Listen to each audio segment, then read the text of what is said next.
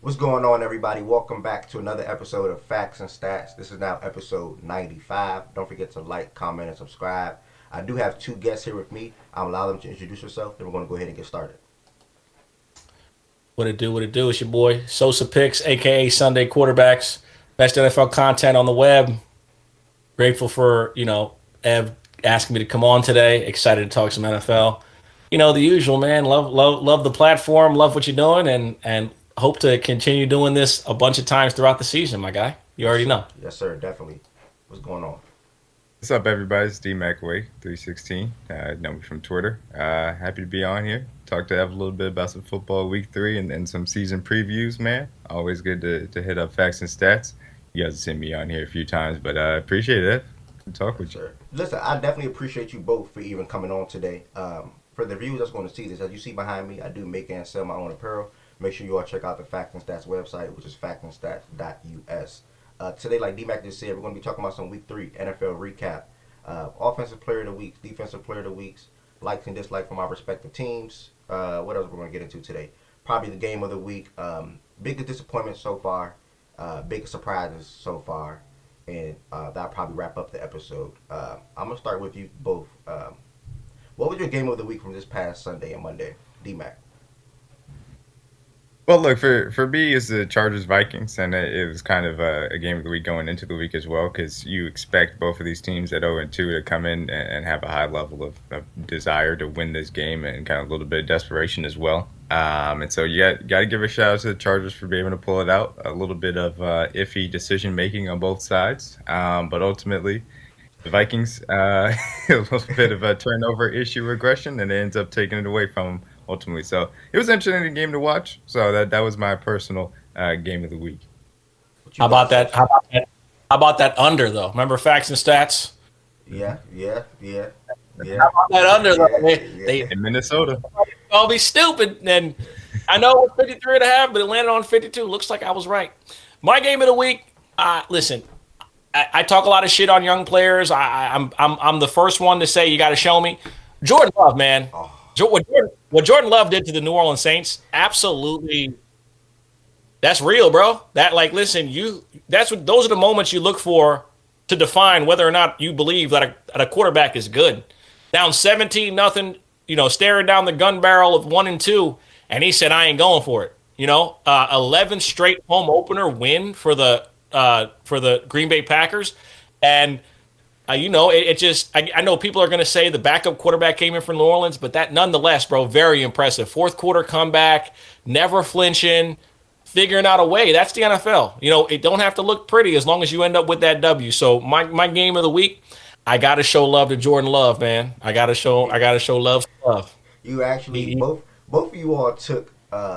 If I had to pick a game, both of the games was right there, spot on. Chargers and Vikings, Packers, Saints.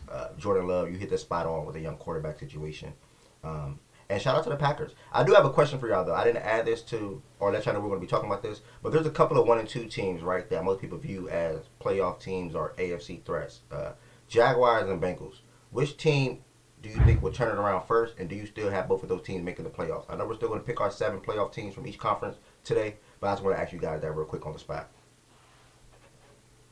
yeah, I mean, I do have both teams turning around and making the playoffs. I said in our little Sunday quarterbacks preview for week 3, just I was concerned as if the Bengals were going to decide to play Joe Burrow, and they did. Fortunately, it seems like he came out of there without any injury. I I feel like the Bengals could have sat him and gone 0-3 and still made the playoffs because they just have the runway and they're a good enough team to do so. So as long as Joe is healthy and they find a way to keep him upright, he'll be fine, and then they'll make it around and they'll turn around because the ultimate thing is their defense is just ahead of where their offense is right now. Their defense is operating at a really high level, and Lou has got them boys playing well. And as far as the Jaguars are concerned, I still believe in Doug and Trevor. Right now, Trevor, I think, leads the league in EPA per play lost on drops at this current moment in time. Like some of his stats look off, but it's because they've just missed some times. They need to get Cam Robinson back from suspension to solidify that offensive line. I think their defense will come around. So yeah, I think they ultimately still end up the AFC South winner personally. Okay. Uh, in regards to Jacksonville, I think we kind of disregarded that their defense is not that good. because of the belief in Trevor Lawrence and that offense. I don't think the defense is as good as it can be. If I guess I could say it that way. Through 3 games, their defense to me has been not very impressive. Facing AR first game, really nothing for me. I mean, you saw him against Patrick Mahomes. Obviously, Patrick Mahomes' offense is a bit of a work in progress given the pass catchers outside of Kelsey, which you kind of saw. Obviously playing Chicago is like playing little sisters of the poor. There's nothing you could take away from that game. But Jacksonville to me, not as concerned because I think the division, the teams will lose games outside of the division, and I think Jacksonville will be fine. Same goes for Joe Burrow. When you got Joe Burrow, Jamar Chase, they'll figure it out offensively, like Dmac mentioned. Anarumo's got the defense operating really well. Obviously, Dax Hill last night looked phenomenal, and Trey Hendrickson looked phenomenal. But also remember, he was doing that against the backup left tackle. No disrespect to him. I know the numbers say he looked great. He played great, but the Rams' offensive line is in a bit of a shuffle, and we all know that Matthew Stafford's a bit of a statue. So, and McVay wouldn't help the offensive line last night, which was kind of the Stark thing. They no chip help. That was like, at least give the man something. He just left the left tackle out there to just get abused by Trey Hendrickson, bro. And it was like every single critical down, it seemed like Trey Hendrickson was in the backfield. Every single one. So he had 2 people coming with him. Just an awful job by the offensive line. Obviously, like you said, McVay not really putting Stafford in position there to be successful.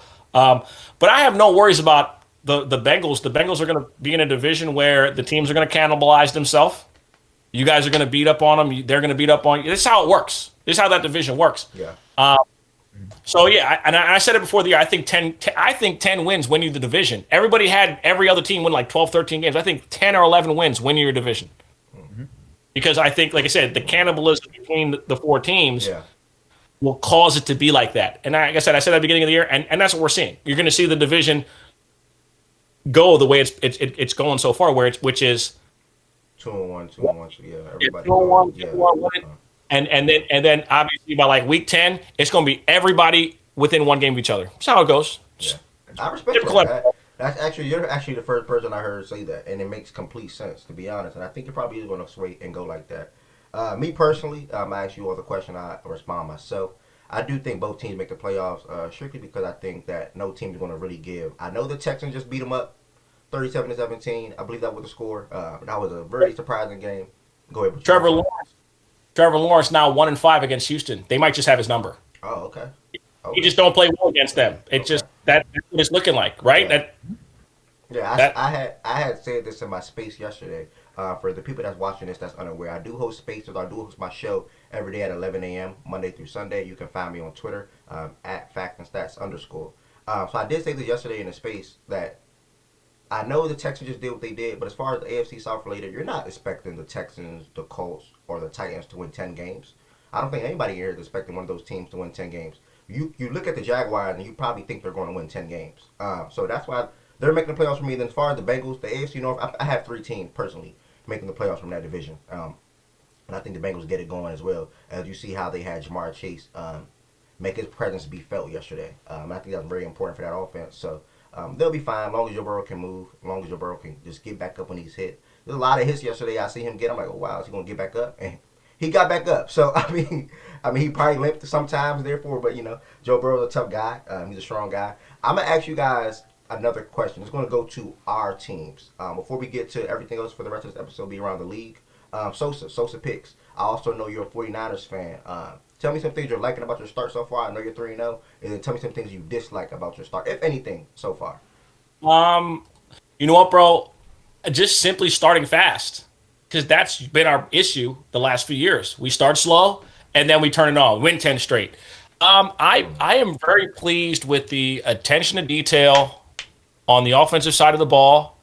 I think Kyle knows that there's a level of pressure on you when you trade up to get a guy at top 3 in the draft, and he turns out to not be the guy that you thought he was, and you have to trade him.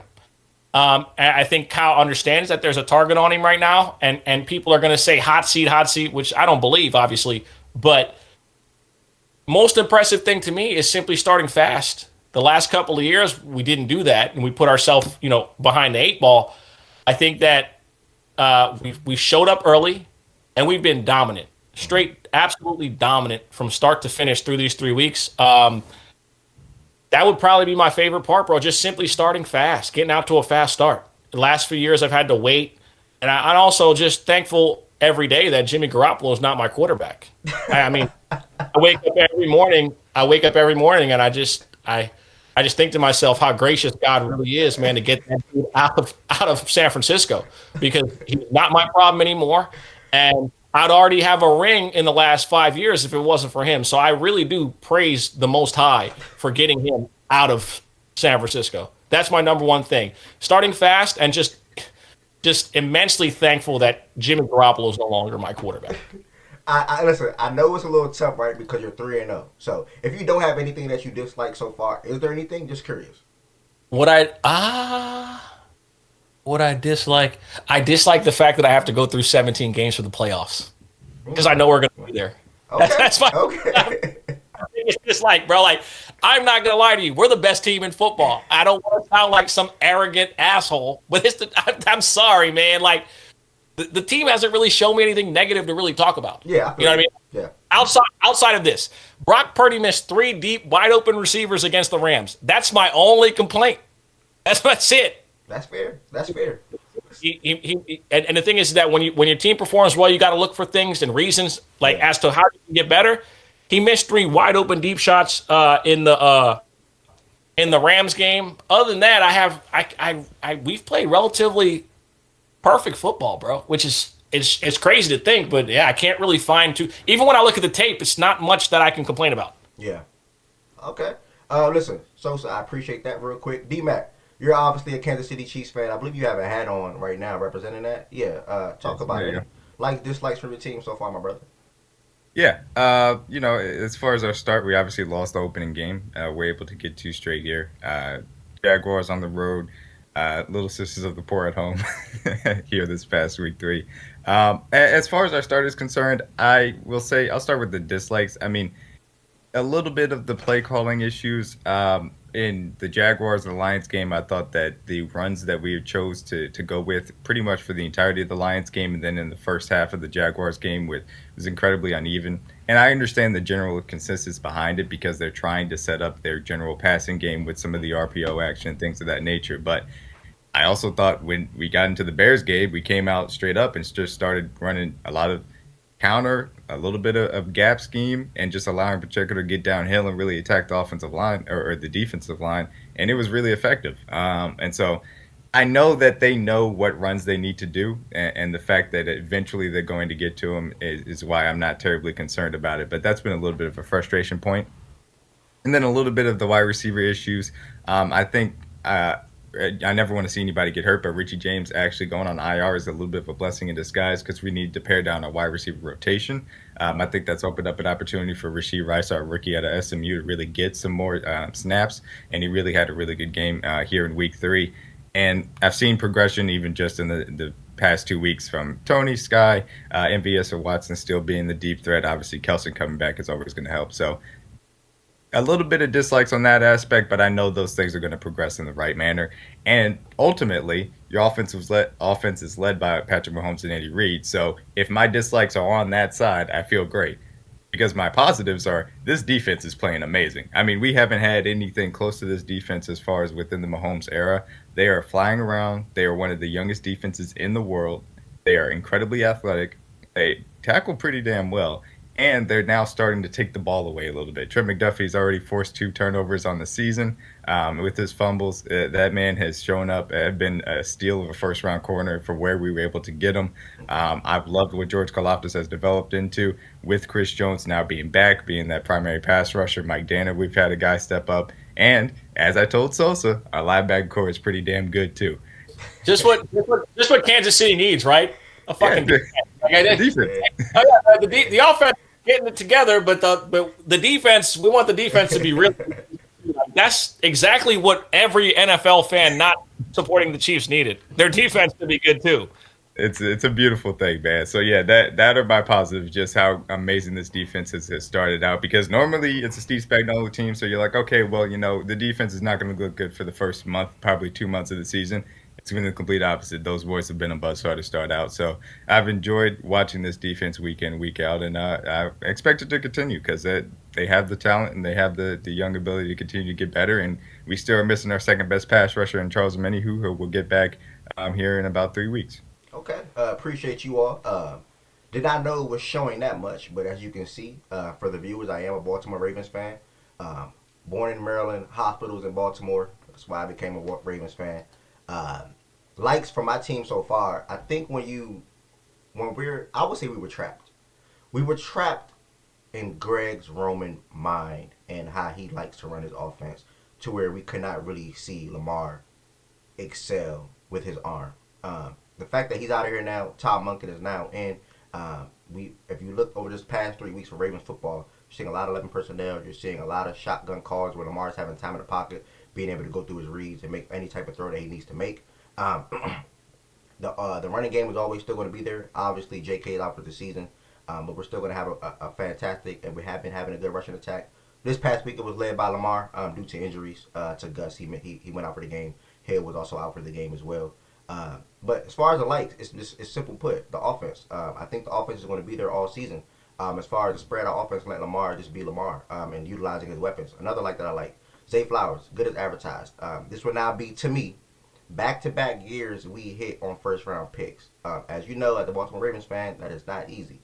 We drafted Mac, the safety out of Florida, a couple years ago. Bust. Rashad Perriman, bust. Oway, I need to see more. Rashad Bateman, I'm not saying he's a bust. I know you guys are probably not too big of fans of Rashad Bateman, but I'm not giving up on Rashad Bateman. So what else I like? We traded a second and a fifth for Roquan Smith last year. Impact was immediately felt this season as well. He's taken initiative to lead not just the defense, but the whole entire team in pregame huddles alongside Lamar Jackson. That is something that I really like. As I just spoke on Zay Flowers being a back-to-back hit on a first-round pick, I was referring to Kyle Hamilton as well. Kyle Hamilton is off to a great start to his second year in the league. All pro coming, brother. For sure. He's off to a fantastic start. That's another like that I like so far about the Ravens season. And then I want to share some light on Brandon Stevens as well. This guy is a dime back. He can play the safety position. He also can play the cornerback position. When you have to do this without our star all-pro corner, Marlon Humphrey, being alongside of you, it can be tough. He's taking the initiative guarding some real true wide receiver ones and even twos. So shout out to Brandon Stevens. As far as dislikes,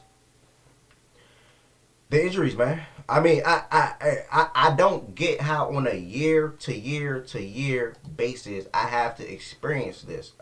Where Marcus Williams, Marlon Humphreys, Ronnie Stanley, Tyler Linderbaum, J.K. Dobbins, Gus Edwards, and the list can continue, right? Ojabo even just got banged up as well. Oway was just in a walking boot last week.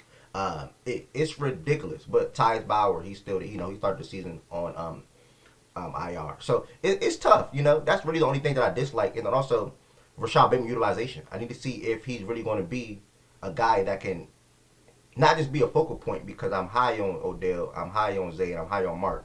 But his presence needs to be felt on a game-to-game basis, if you ask me. There's no reason why I'm seeing number 15, Nelson Aguilar, catching passes and touchdowns more than I'm seeing number 7, Rashad Bateman. So if I had to say a dislike, that'll be it. Other than that, we're going to go ahead and take it to a question.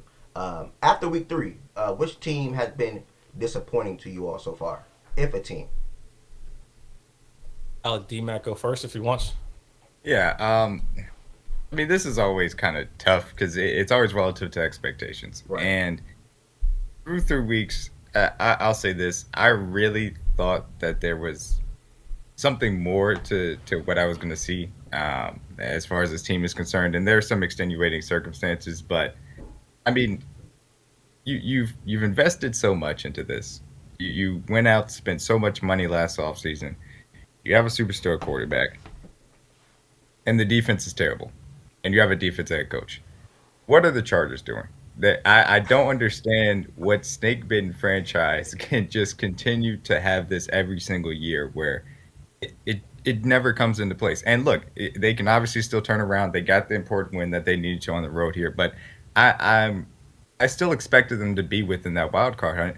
And I just, without any semblance of a defense, I don't get how you do it. You have to get incredibly lucky like the Vikings did last year and just completely boat race teams and win a bunch of one-score games, luckily. But, I mean, I've been disappointed in what I've seen because at a certain point you expect that defense to kind of come together and be able to play at a high level, and they just have not under any circumstances. So I say they're pretty disappointing. We've seen some bounce backs from other teams, so I think everybody's kind of falling in line as far as that's concerned. But yeah, that'd be my disappointing team to this point. Okay, what you got for me, Sosa? Biggest disappointment: the Giants should be 0-3. Plain and simple, they should be 0-3. They should be 0-3. Mm-hmm. Their offensive line has been garbage. Their quarterback sucks. Saquon Barkley should take the next 6 weeks off to get right.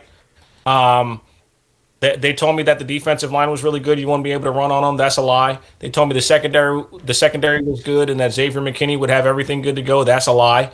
Their linebackers suck. They spent money on their linebackers and they still suck. They should have lost to Arizona.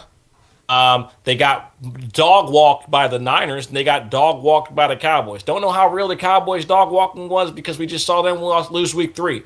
But one, I have a personal vendetta against the New York Giants. They didn't pay Saquon Barkley, and the next day they gave Andrew Thomas $120 million.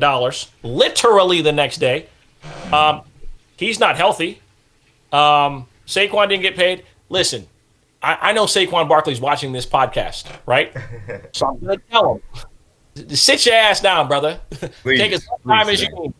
Take as much as you need. Because that offense ain't shit without you, brother. They can't do nothing without you. And you need to let this organization know that Daniel Jones sucks. He is terrible. Anybody on the internet making a case for Daniel Jones being good because he came back against Arizona, don't ever speak to me about football again. You want to talk about most disappointing team in Daboll we trust? It's him. It's them. The Giants suck. They're not a good football team, and I don't care if they come back and win 9 or 10. They're ass.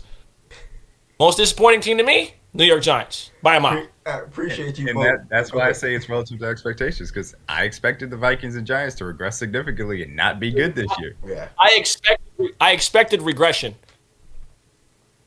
There's no way you go down 3 touchdowns to our Arizona Cardinals. And I know that they beat Dallas, but just remember, Dallas hasn't won a game in Arizona in forever. So it's just one of those things. It's like when Green Bay goes to Florida, they don't win. No matter who they just lose. It's kind of like that. So I'm not putting too, but them Giants, oh Lord. I love it. Forget about it. I love it. Chargers, Giants. Me personally. I hear Dmac when it's relative to expectations, but man, I'm sorry. The way the last couple of seasons going, I guess that is the new real expectations for them. But when you trade for a head coach, when you fire your offensive coordinator, and when you hope that Russ can ultimately be Russ again, and now newsflash, you start the season 0-3 again. Not again, but you start the season 0-3. The Broncos are about this biggest disappointment. And not only just because of that, you just let 70 get put on your head. I never in my 26 years of life seen a team score 70 points in an NFL football game. I do that on Madden to people sometimes. They did that in an NFL football game. You're 0-3, and not just that. You lost to the Raiders week 1 in a close game. You let the Commanders come back on you, who you were up on by a lot of points in the first half. Unexcusable. And then the following week, 70 literally gets laid on your head. So that's my biggest disappointment for the season so far. I think you was about to say something about the Broncos. Bro, I'm in my 30s and I ain't never seen a team score 70 points. I think it was 1966 the last time anybody seen it. I've never seen that. I've never seen it either. Bro, you talk about dumpster fire. Oh, man. And now, look, Sean Payton did a lot of talking in the offseason. He didn't want to answer no questions after that game. Denver got one thing they could fall back on. Walmart owned the team. They got enough money to do whatever they want, so they could suck this year, and they got a first-round pick coming up. I think that the implosion is here. Like they're knocking down the old house to build a new one. Like that's all I see here, man. I'm glad you brought them up because they weren't even disappointing to me. Like I've been telling people that Russell Wilson is like he's no longer good. No, he sucks now, yeah. Before he got traded. Yeah. But He Here we are. he's good as gone now in this league. Not gone. Can I ask completely you as a really player. quickly? Yeah, go ahead. Real quick, because I asked this poll like a few days ago. Who had the better, parachute outing of a quarterback? Was it the Texans getting rid of Watson or Seattle getting rid of Russ? Your opinion? Watson's still good. I knew he was gonna say that. I knew something. Was like I still believe it. Watson is not Russ level. Like, good. No, he's not Russ level bad. I agree. Absolutely not. But when you look at it though, the Texans got a better quarterback out of the situation though. The Seahawks look like they're going to be rocking with Geno for the next couple of years. C.J. Stroud is damn good as a rookie so far early. So I mean, it's a bit of a two-way street. With Denver, with the trade that Seattle made. See, Seattle was able to recoup a lot of draft picks that they lost because of Jamal Adams. See, that Jamal Adams trade kind of put them in purgatory. It's like, well, we're not going to be good, and we don't have any first-round picks. Right. They literally supplemented. They got all of the first-round picks back. And then so if we're talking about who robbed who the worst, it's clearly Seattle. Right? It's clearly. Yeah. Deshaun Watson, I still believe Deshaun Watson's a damn good quarterback. And I think we'll see that throughout the season this year, and I think we'll have that Cleveland team competing for a playoff spot. I think that's, especially with the defense that he got. I think Deshaun's still a franchise quarterback, and I think that people have wrote the eulogy on his career a little faster. Houston just hit the lottery pretty much. They ended up getting the quarterback that nobody wanted at number one, and they also got a generational pass rusher the next pick. Yeah. So both teams that traded quarterbacks won, and everybody won with the players they got except for Denver. That's how it is. Like that, if you look at it, it's the truth. They got Tariq Woolen. It's true. Everybody won except for the Broncos. Yeah. That is a fact. We went through disappointing teams so far to start through 3 weeks. Which team, if any, has been the most surprising to you all? You want me to be honest? Go ahead. Yeah. Arizona Cardinals. Yeah. Okay. They've led at halftime in all three of their games. They've shown you how to move the ball easily in all three of their games. The first half in all three games, they moved the ball up and down the field with ease. With a quarterback that they traded for a month ago, by the way. Yeah. This ain't no guy that had a full preseason. None of that shit. Dude literally was working for Amazon. Comes in, and the offense is functioning. Listen, I was completely wrong about John Gannon. I thought John Gannon he couldn't motivate. He couldn't inspire. Inspired football is all I've seen from Arizona through 3 weeks. They fought on both sides of the ball. They have played teams that have more talent than them, and they just fought. They just keep fighting. That is a team. They might not win another game this year, but the competitive fire that Gannon has lit under that team, I haven't seen it before, because everybody and their mother expected this team to suck, to just come out and just lay down, and they're not doing that. Yeah, that is a fact. Surprise to me. I thought they'd be 0-3. They could easily be 3-0 if we're actually looking back on the 3 games they've played, but they've been wildly competitive. Shout out to the Arizona Cardinals. I was wrong about Gannon. Him and his staff might be a lot better than I gave him credit for, because I thought he was just a bumbling idiot. Clearly, I was wrong. Okay. Yeah. And I'm right there with you. Go ahead. I'm sorry. I have a different team, but I'll just say I was right there with you, because I was a little bit concerned about bringing Jonathan Gannon. I didn't necessarily love his defensive scheme. I didn't think that he was going to be a motivator, but you're absolutely right. They have been playing incredibly hard, and when you know your team is supposed to be bad and you still get those guys to come out there every single week and just give that high level of effort and pride, yeah, you gotta give that man a lot of credit for that. My surprising team, and I'm sorry that I'm going to say this, Ev, is the Colts. I've been incredibly surprised by what Shane Steichen has already been able to put in place with that offense. And look, overall, we've seen what I expected from AR. He was my personal quarterback one because of his ceiling, but also because I saw the ability to really handle the instinctual part of being quarterback well, even though it was limited experience. And so Shane has put him in a good position to start. But it should also be said, that defense is playing really, really well. Like, a lot better than I expected it to be. They are one of the best defenses in the NFL through 3 weeks right now. They're playing at an exceptional level, so you got to give them credit. They've got that defensive line out there rolling with Buckner and Pay and them boys. Go ahead, Sosa. Just remember, there's only one defensive lineman and linebacker combination being paid more than DeForest Buckner and Shaq. Right, yeah. That's Bosa and Fred Warner. That's the only defensive lineman linebacker combo making as much money as them.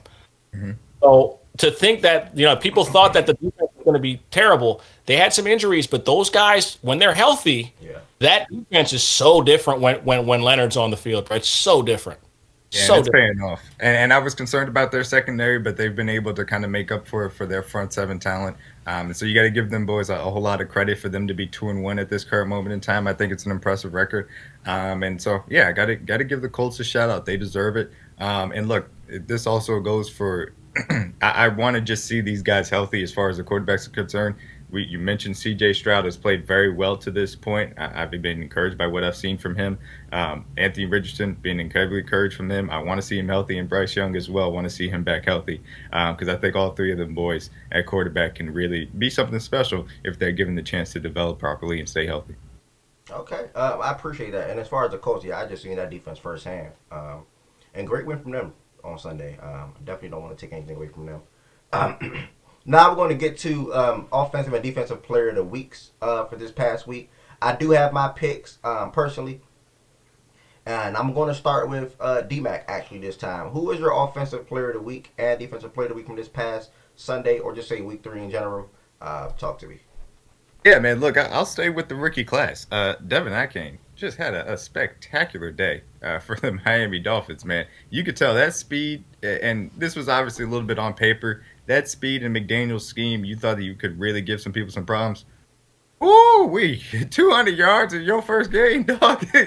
That's one way to start out. Oh, man, he had a spectacular game. Got to give that man a shout out. Incredibly dynamic running back at A&M, and credit to him being in that scheme for sure. And look, that Miami offense is a track team. Not going to be fun to contend with, to say the least. And so, secondarily, I will put out who I had as Defensive Player of the Year coming into the year. And he's also my Defensive Player of the Week, Myles Garrett, man. 3.5 sacks this week, absolute menace. He did something that I've very legitimately never seen happen on a football field. The Tennessee Titans were following him with 2 tight ends across the formation, and he kept flipping sides until they got a delay of game. Yeah. I've never seen anything like that. Myles Garrett is an absolute wrecking ball, and I love the fact that the full potential of Myles Garrett is now being unlocked with Jim Schwartz and the defensive line talent that they've added around him to allow him to fully, really just wreck games. And it's beautiful to watch because I've always said, I've said for about the past 2 years, I think Myles Garrett, pound for pound, is the best defensive edge in the game because of his ability to set the edge and because I think that he's a freak monster with also the technical skills to get it done. And now that we can see that on a consistent basis because of the surrounding talent that he's had. But yeah, Myles Garrett absolutely destroyed the Titans all-line. Got to give him a shout-out. Okay. Yeah, well, he's an alien, so that motherfucker is not. He is not normal. Not real. Not a human. That is not a normal human. I promise you. He's different from the others. He's just different. My defensive player of the week is probably somebody a lot of people don't talk about. Or probably a lot of people don't even know. His name's Isaiah Buggs. He's a defensive tackle for the Detroit Lions. And what's been going on there is that he's been going through like a bit of a contract issue. He thinks he deserves to get paid. And he hasn't gotten, the organization has kind of like stood their ground with him. It's interesting because the first 2 games he didn't play, the team had no sacks, right? None. They played against the Atlanta Falcons, right? And he played. They sacked Desmond Ridder 7 times. Now, I'm not saying he's the only reason why that happened. But these edge guys, there's very few Myles Garretts, and that's why I'm glad you brought him up. There's very few Myles Garretts. There's very few T.J. Watts. There's very few Nick Bosas. Okay? Aiden Hutchinson was a first-round pick, and we know he's talented. But he needs help along that defensive line so that offensive lines don't just tee off on him.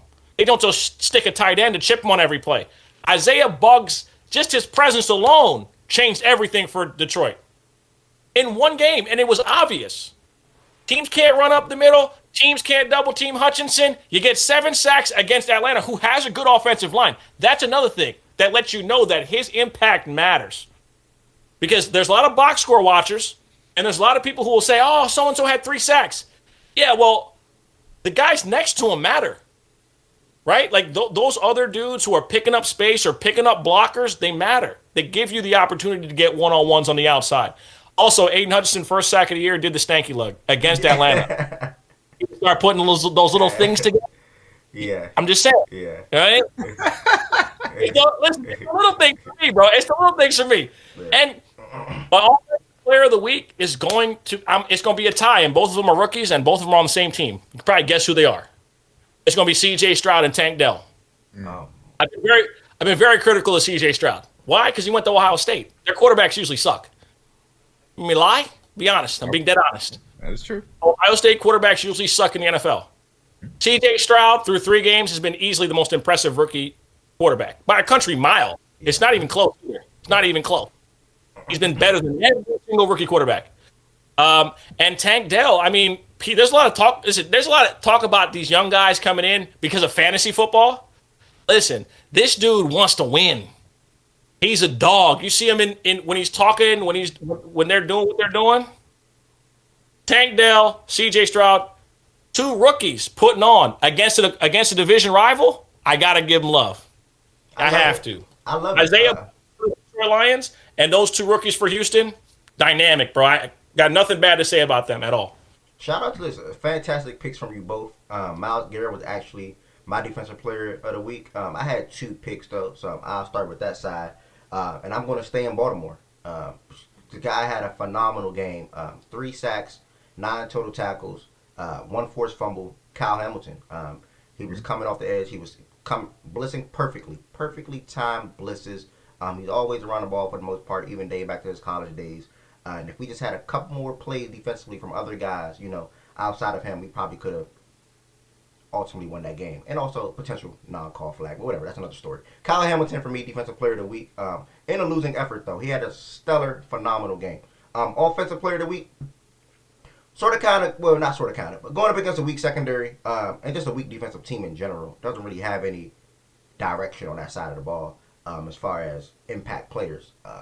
But the guy deals with injuries on a year-to-year basis. He's old and sort of kind of not too much respected. Keenan Allen, 20 targets, 18 catches, 215 yards, did not find the end zone. But as far as an offensive standpoint, him and Mike Williams killed it this past week. Unfortunately, Mike Williams was out for the season. Hopefully, speedy recovery for him. But Keenan Allen, my offensive player of the week. And yeah, I like it. Keenan, Kyle Hamilton, that's for me. It would have been Myles Garrett, obviously. Couple more questions for you guys. Again, thank you all for joining me this morning. Don't forget to like, comment, and subscribe to the Fact and Stats YouTube channel. Also, check out Sosa Picks and also check out Dmac. I'm sorry, fellas. Excuse me for that. We're going to go ahead and jump into the nitty gritty. It's super duper early. You don't have to give me any expectations or any reasoning.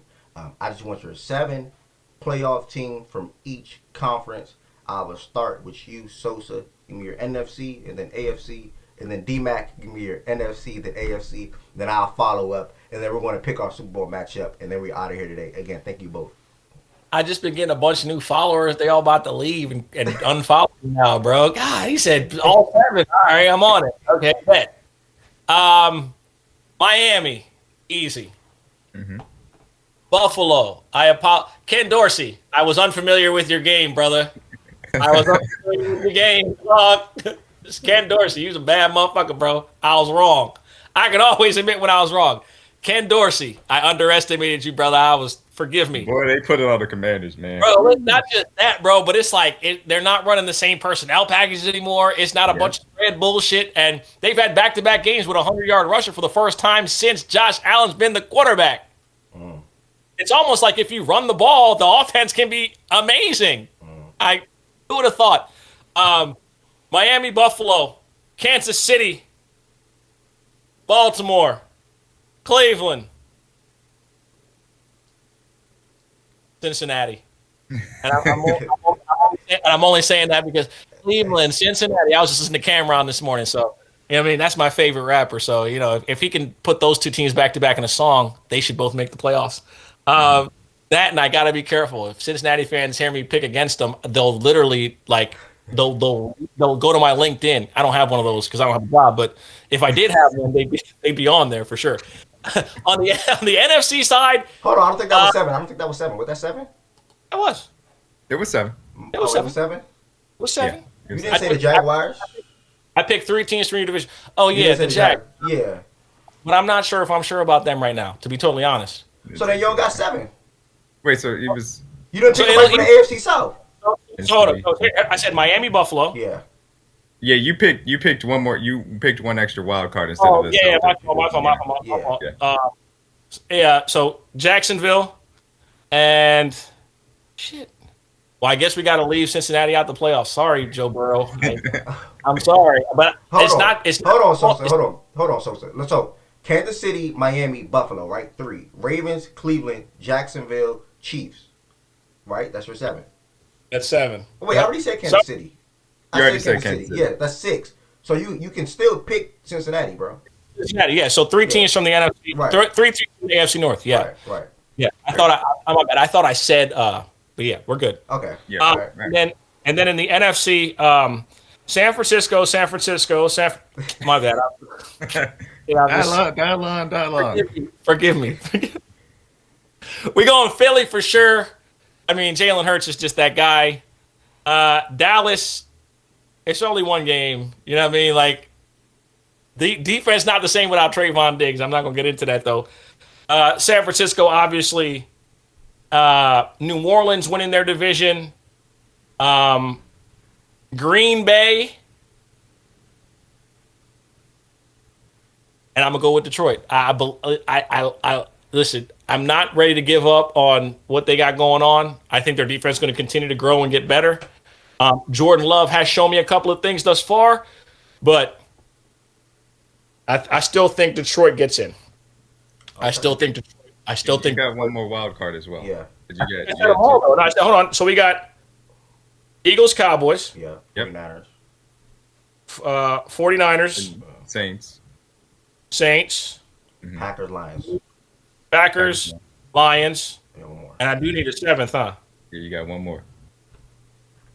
The Rams. Mm. I think I said this the other day. Don't be surprised if the Rams are the team that ends up with Jonathan Taylor. Don't be surprised. I mean, you look at that team, and I'm gonna throw this out there. You look at the team. You got Cooper Kupp coming back. Nakua's gonna be a good. I think Nakua will get even better when Kupp comes back. Right. Remember, if you put an effective dual threat running back who can catch and pass in that offense with those players, As we saw with Todd Gurley. you're cooking with something now. Yeah. Mm-hmm. And you already know the Rams. They don't care about picks if they can stay in the race. No, they don't. They got a first-round pick next year. They could be the team. They're the team I firmly believe will end up with Jonathan Taylor. I do. I mean, everything points at it. We thought they were in for a hard rebuild. We did. Yeah. Mm-hmm. Turns out, Sean McVay, still Sean McVay. So my belief in them making the playoffs is contingent on them going out and getting that star running back. And I think that they'll be the team that makes the move for them. Okay. What you got for me, Dmac? 7 playoff teams each side. Yeah, I'll start in the NFC. So division winners: Eagles, Niners, Saints, Packers. I had the Seahawks win the division. I'll change that. I do still have Seattle making the playoffs. I got Seattle, Cowboys, and I'm gonna stick beside them. I'm gonna have the Commanders as my 7th wild card. I'm gonna stick beside them. Okay.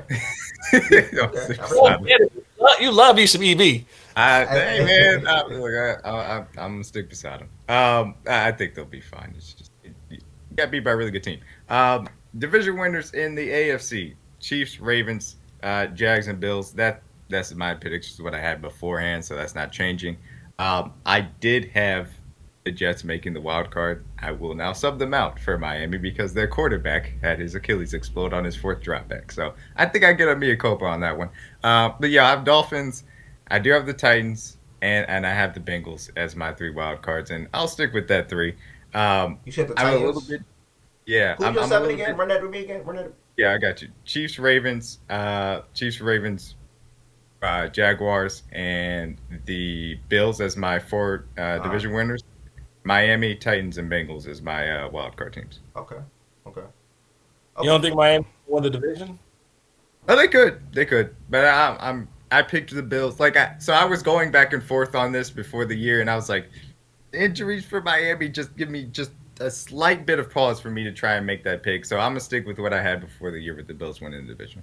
That's fair. But look, but Miami easily could take it. That's I mean, putting up 70 without Waddle's pretty good. oh man, I'm just saying, I mean, if one of those guys is going to miss a game and they're going to put up 70, that is ridiculous. that shit say.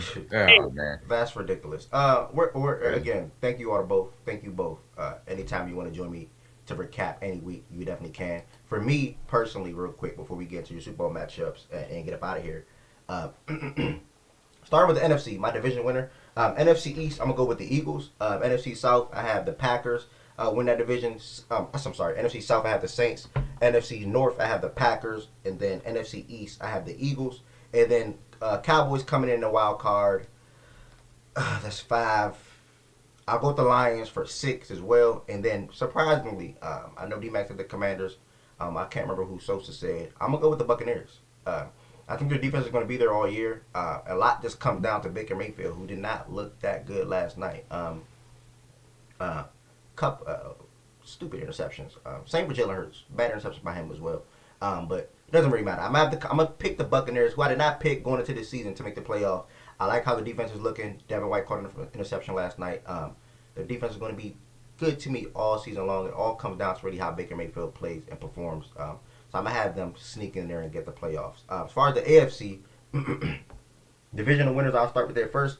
AFC East, I picked the Bills to win the division. I'm still going to pick the Bills to win that division. Shout out to Dolphins on how they're starting off this year. AFC North, I have the Ravens coming in and winning that division. South, I have the Jaguars. And in the West, obviously, the Chiefs. And then I'm going to circle and stay in the AFC North for 2 more teams. I'm going to Bengals. No, Milo. I'm going Bengals and Browns. And then my last spot will be the Dolphins. he's offended. Yeah, August offended. He's offended by those picks. he heard Bengals and just went off. Yeah. He doesn't like it. Staying in the AFC North, what you mean? Milo, chill. Chill, Milo, chill. Milo. All right. Sorry, fellas. And the last but not least, who do you all have making the Super Bowl and then winning the Super Bowl, and then we're done for today? You really want me to answer this? Yeah. I know who's supposed By all to. means. By all means. Oh, man. I got the 49ers versus a team from the AFC. The 49ers are going to make the Super Bowl. We're going to win the whole thing. We're going to beat the Baltimore Ravens in the Super Bowl. Okay. What you got for me, Mac? I got the Ravens and I got the Chiefs in the AFC Conference Championship game, and you know who I got winning it. I got the AFC Championship being again the Chiefs, you know, because it's Arrowhead Invitational. We do what we do. Yeah, I know, you know. I do have the Niners making the Super Bowl, and so we get a little rematch of 2019. And I have the Chiefs going back to back because I had them going back to back before the year, and I'm going to stick with that because you know we actually have a defense now, and that's nice. Okay. Me personally, I do think the Ravens and the Chiefs match up in the AFC Championship. Last time we've seen those two quarterbacks go against each other, we know who won. And the team now is even better offensively than what it was then. Injuries do matter, obviously. If healthy, I do think that we advance to the Super Bowl. And then when I look at the NFC side of things, I got to go 49ers. I want to say Eagles so bad. I'm going to go 49ers as of right now. I'm picking the Ravens and 49ers to meet in the Super Bowl again for the second time in the last 15 years. And I picked the Ravens to win the Super Bowl. And Lamar Jackson gets his first Super Bowl, and live up to his promise that he made on draft night. So I don't think nothing better than that. Again, thank you both for joining. Don't forget to like, comment, and subscribe. You guys got anything to say before we close this out? Then just check us out, man, on Twitter. Obviously, Dmac Wake 316. Sunday quarterbacks. We do this every single Sunday. We preview the week's slate of games, so make sure you be on the lookout for that every single Sunday. Yes, sir. All I got to say is I told the whole world that Mike McDaniel was a genius the day he signed with the Miami Dolphins. They called me a bunch of really rude names. They said I was doing things that was just absolutely asinine on the internet. Um, Ain't nobody stopping Miami to the playoffs, bro. This offense, they're unstoppable. All right. I hate to break the news to people. That's what I want to leave people with today. If y'all thought what y'all saw was the final form, that boy is just getting started, and it's going to get uglier and uglier. They're going to beat the shit out of some teams this year. Because another thing you'll notice when you watch the tape of last week, 85% of the receivers that Tua Tagovailoa threw to were wide open. Those guys weren't even covered, bro. Mm-hmm. What are you going to do with that? I don't know. But we're gonna have to. Teams gonna have to figure it out because that shit is looking scary. Listen, thank you all. You all have a fantastic day, and that episode 95 is now concluded.